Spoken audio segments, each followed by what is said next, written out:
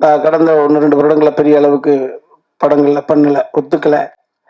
இந்த காரணம் ஏற்கனவே கொஞ்சோண்டு சின்னோண்டு பேர் சம்பாரிச்சு வச்சிருப்போம். ஏன் அதை ஒத்துக்கிட்டான்னு யாராவது கேட்டா, அந்த ஒரு பயம்.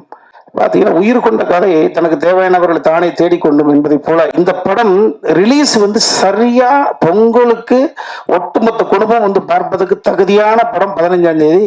தம்பி ஜீவா வந்து 2026 தயாரிப்பாளர்களுக்கு ஒரு நம்பிக்கையான வருடமாக நகர்த்தி கொடுப்பதுல இந்த கிரெடிட் கோஸ்ட் அன்பு தம்பி ஜீவாவை தான் சேரும். எனக்கு என்ன இருக்கு, எனக்கு என்ன ஹீரோயின், எனக்கு என்ன ஃபைட் இருக்கு, எனக்கு என்ன முடிச்சுன்னு, எனக்கு என்ன ப்ரெடிக்ட் பண்ண முடியாத ட்விஸ்ட் அப்படி இல்லை.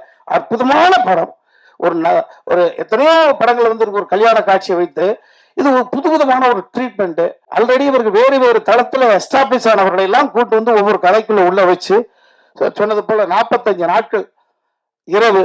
எனக்கு மைனா படம் தான் நினைவு வந்தது. நாங்க ஒரு ஷாட்டுக்கு போவோம், வறுமையின் பிடிகள் கோர பிடிகள் அந்த படம் எடுக்கப்பட்டு இருக்கு, மழை அடிக்கும். ஆனா கொஞ்ச நேரத்தை ஆத்தாரிட்டு செய்ய வேண்டிய வேலையெல்லாம் இயற்கை செய்துக்கிட்டு இருக்கான்.